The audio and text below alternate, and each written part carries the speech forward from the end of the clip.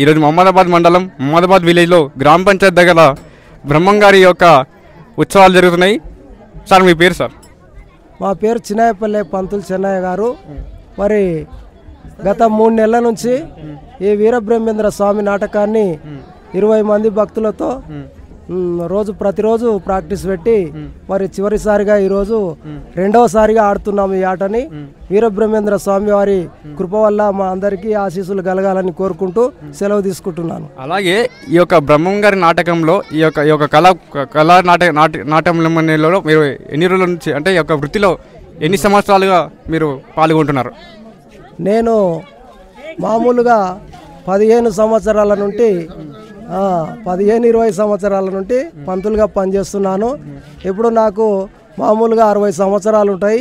ఎన్నో నాటకాలను వెంకటేశ్వరులు కానీ, వీరబ్రహ్మం కానీ, ఈశ్వరమ్మ కానీ, ఎల్లమ్మ కానీ ఎన్నో నాటకాలను ప్రదర్శించడం జరిగింది. కాబట్టి మరి ఇప్పుడు కూడా ఈ కళా నాట్య మండలి అందరికీ కూడా మా యొక్క హృదయపూర్వక నమస్కారాలు తెలియజేస్తున్నాము. అందుతో సెలవు తీసుకుంటున్నాము. మీరు ఎంతవరకు చదువుకున్నారు స్వామి? మేము అప్పుడు చిన్నప్పుడు 8th క్లాస్ వరకు చదివినాం. కాబట్టి ఈ కథలను పట్టుకొని మరి మా జీవనోపాధి కూడా నడుస్తున్నది. అదేవిధంగా కొన్ని రోజులు భజన మండలి కార్యక్రమంలో నడుచుకుంటూ ఈ కళా బృందంలోనికి వచ్చి ఎన్నో నాటకాలను ప్రదర్శించడం జరిగింది. అలాగే స్వామి, ఇంకోటి ఈ యొక్క ఉత్సవాలు జరపడానికి ఎంతో కృషి ఉండాలి. అంటే డోనర్స్ కానీ, అంటే దాతలు ఎవరైనా సహకరిస్తారా?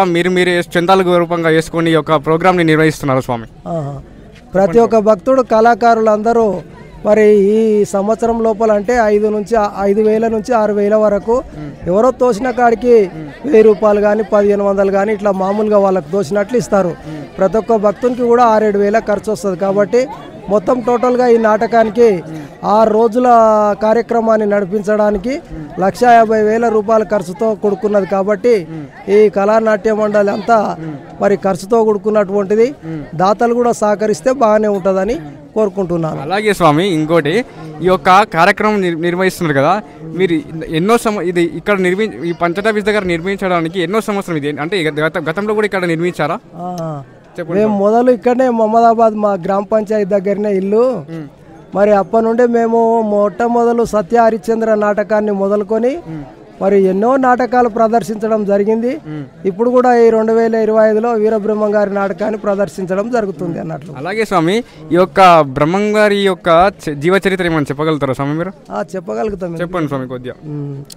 మరి మొట్టమొదలు వీరబ్రహ్మం గారు భూదేవి ఆమె భూభారము మోయలేక మరి కష్టపడుచు మొట్టమొదలు నారద మహామునితోనికి పోయి ఆ నారదుడు ఆమెకు సలహాలు ఇవ్వడము, మరి అదేవిధంగా సత్యలోకమైన బ్రహ్మదేవునితో పోతే స్వామి నన్ను కాపాడండి, ఈ భూభారాన్ని తగ్గించండి అని వేడుకుంటే అక్కడ నేను నా తరం కాదు శంకరుని దగ్గర కైలాసం వెళ్ళమని చెప్పింది. మరి అప్పుడు నారదుడు చక్కగా తీసుకొని భూదేవిని కైలాసంలో ఉన్నటువంటి శంకరుడు పార్వతి దగ్గర వచ్చింది.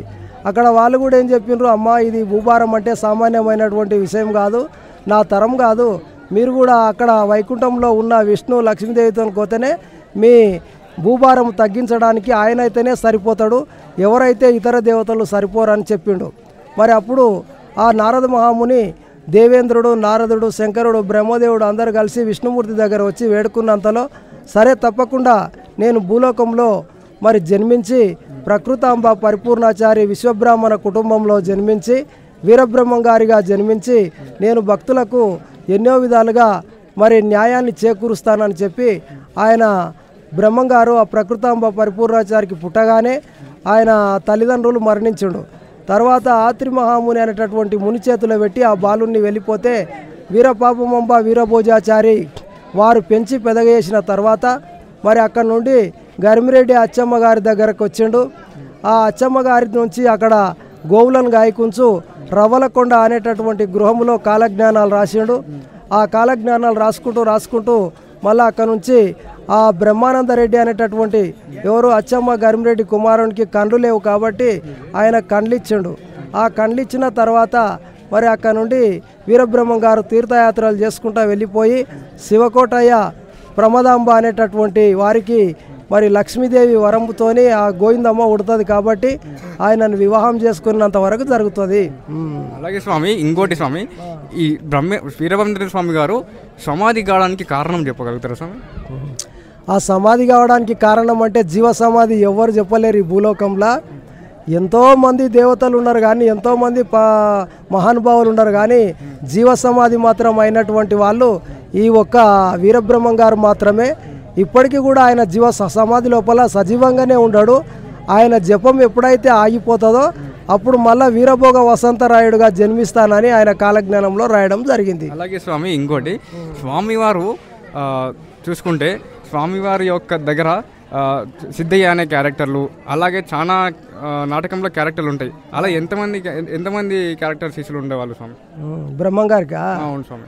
ముఖ్యమైనటువంటి వాడు సిద్ధయ్యనే కాబట్టి ఆయన ముడుమాలపల్లి అనేటటువంటి గ్రామంలో పీర్ సాహెబ్ ఆజంబికి జన్మించి మరి అటువంటి తుర్కా వంశంలో జన్మించి, ఎందుకు తుర్కా వంశంలో జన్మించిండంటే ఒక గోవును చంపినందుకు ఆ పాతకాన్ని అనుభవించడానికి అక్కడ ఉట్టి మళ్ళీ బ్రహ్మంగారి దగ్గర కందిమలయపల్లికి వచ్చి కలుసుకొని ఆ పాపాన్ని పోగొట్టుకోవడానికి ఆయన గురుబోధ తీసుకున్నటువంటి దానికి అక్కడ కలిసిండు అన్నట్లు. స్వామివారి యొక్క తల్లిదండ్రుల పేర్లు చెప్పగలుగుతాం. తమ యొక్క తల్లిదండ్రులు ఎవరు స్వామి? అదే కదా ఇంతకుముందు పరిపూర్ణాచారి ప్రకృతాంబ వాళ్ళ గర్భంలో విశ్వబ్రాహ్మణుల కుటుంబంలో జన్మించాడు కాబట్టి ఆయన ఉట్టంగానే తల్లిదండ్రులు చనిపోయినరు.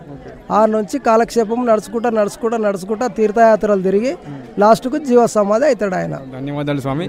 కెమెరామ్యాన్ బాబాతో రిపోర్టర్ భవానీ ప్రసాద్.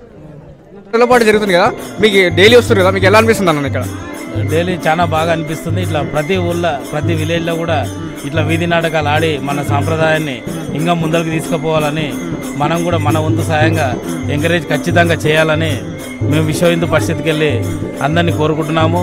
పంతంలోని కానీ ఇట్లాంటివి చిన్నగా వీధి నాటకాలు ఎక్కడైనా సరే, వీధి నాటకాలు ఏడ ఆడినా ఎక్కడైనా ఖచ్చితంగా మేము ఎంకరేజ్ చేస్తాము. ఇట్లాంటి వాటికి మనము మన హిందూ ధర్మం ప్రకారము అన్ని ఊళ్ళ ప్రతి పల్లెలో కూడా మన వీధి నాటకాలు ఆడి మన సమాజాన్ని ఎంతో ముందుకు తీసుకెళ్లాలని మేము కోరుకుంటున్నాం. ధన్యవాదాలు అన్న. కేశవులు బ్రదర్ గారు ఇక్కడ ఉన్నారు, తనను కూడా అడిగి తన ఉద్దేశాలు తెలుసుకున్నాం. మేము ఈ రోజుకి 6వ రోజు జరుగుతుంది. ఇది శ్రీ వీరబ్రహ్మేంద్ర గారి వీధి నాటకము.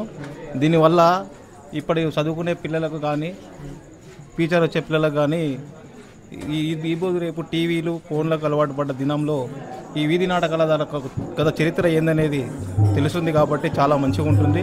భవిష్యత్ పిల్లలకు ఏమేమి జరుగుతుంది చరిత్రలో ఈ దేవుళ్ళు అనేది తెలియకుండా పోతుంది కాబట్టి ఈ నాటకాల ద్వారా పిల్లలకు ఎంతో ఉపయోగపడుతుందని భావిస్తున్నాం. ధన్యవాదాలన్నా.